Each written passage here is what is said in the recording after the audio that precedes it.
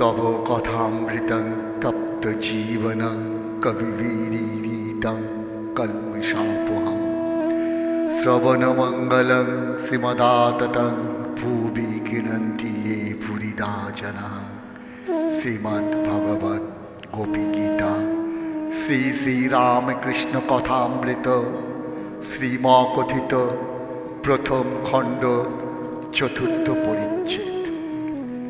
ব্রাহ্ম সমাজ, কেশব ও নির্লিপ্ত সংসার, সংসার ত্যাগ। পূর্বকথা, কেশবকে শিক্ষা, নির্জনে সাধন জ্ঞানের লক্ষণ। সদরওয়ালা: মহাশয়, সংসার কি ত্যাগ করতে হবে? শ্রীরামকৃষ্ণ: না, তোমাদের ত্যাগ কেন করতে হবে? সংসারে থেকেই হতে পারে, তবে আগে দিন কতক নির্জনে থাকতে হয়। নির্জনে থেকে ঈশ্বরের সাধনা করতে হয়। বাড়ির কাছে এমনি একটি আড্ডা করতে হয়, যেখান থেকে বাড়িতে এসে অমনি একবার ভাত খেয়ে যেতে পারো। কেশব সেন, প্রতাপ এরা সব বলেছিল, মহাশয়, আমাদের জনক রাজার মতো। আমি বললুম, জনক রাজা অমনি মুখে বললেই হওয়া যায় না গো। জনক রাজা হেঁট মুন্ড হয়ে আগে নির্জনে বসে কত তপস্যা করেছিল। তোমরা কিছু করো, তবে তো জনক রাজা হবে। অমুক খুব তরতর করে ইংরাজি লিখতে পারে, তা কি একেবারে লিখতে পেরেছিল? সে গরিবের ছেলে, আগে একজনের বাড়িতে থেকে তাদের রেঁধে দিত, আর দুটি দুটি খেত। অনেক কষ্টে লেখাপড়া শিখেছিল, তাই এখন তরতর করে লিখতে পারে। কেশব সেনকে আরো বলেছিল, নির্জনে না গেলে শক্ত রোগ সারবে কেমন করে? রোগটি হচ্ছে বিকার।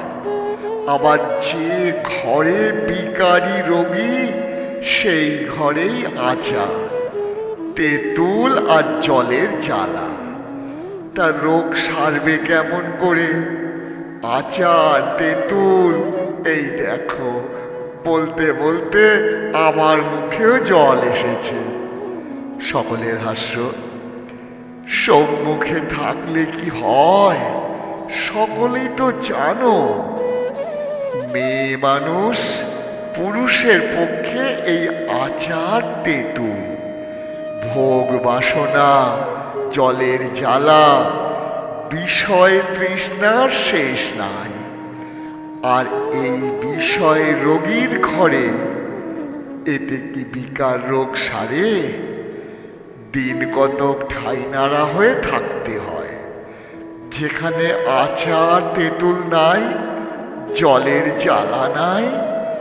তারপর নীরব হয়ে আবার সেই ঘরে এলে আর ভয় নাই।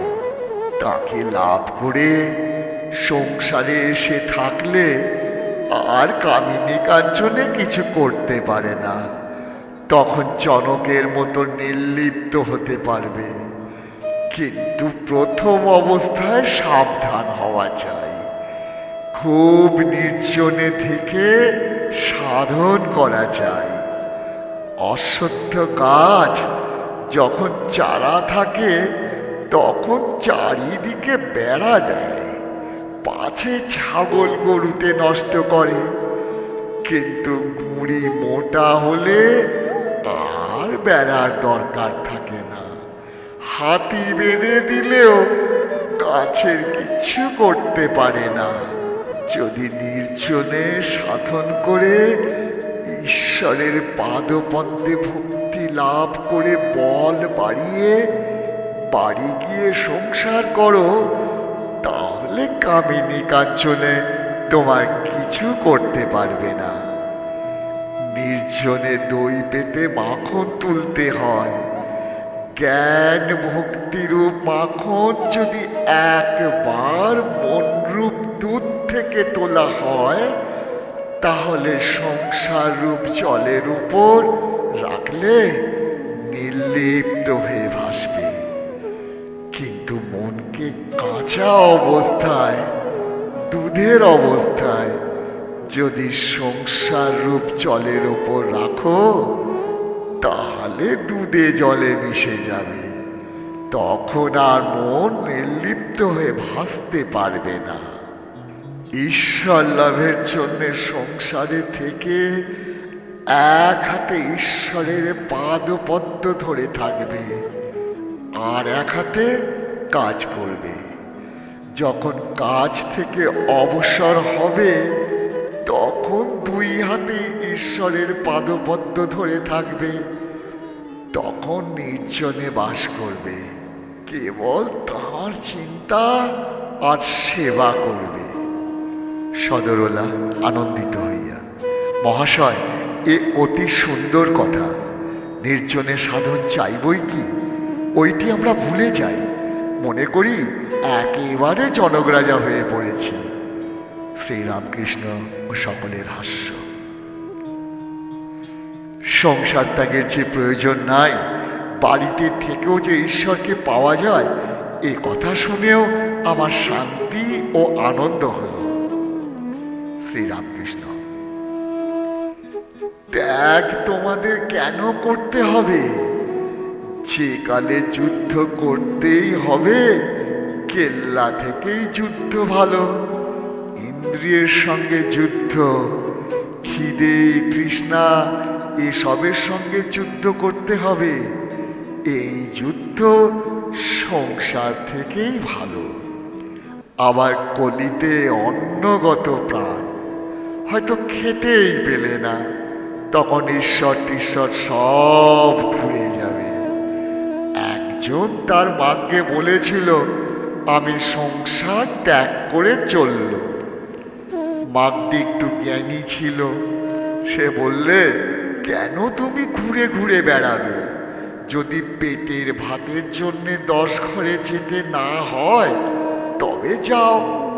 তা যদি হয়, তাহলে এক ঘরই ভালো। তোমরা ত্যাগ কেন করবে? বাড়িতে বরং সুবিধা। আহারের জন্য ভাবতে হবে না, সহবাস সদারার সঙ্গে, তাতে দোষ নেই। শরীরের যখন যেটি দরকার কাছেই পাবে। রোগ হলে সেবা করবার লোক কাছে পাবে। জনক, ব্যাস, বশিষ্ঠ জ্ঞান লাভ করে সংসারে ছিলেন। এরা 2খানা তরবার ঘোরাতেন, একখানা জ্ঞানের, একখানা কর্মের। সদরওয়ালা: মহাশয়, জ্ঞান হয়েছে, তা কেমন করে জানব? শ্রীরামকৃষ্ণ: জ্ঞান হলে তাকে, ঈশ্বরকে আর দূরে দেখায় না, তিনি আর তিনি বোধ হয় না। তখন ইনি হৃদয়ের মধ্যে তাকে দেখা যায়।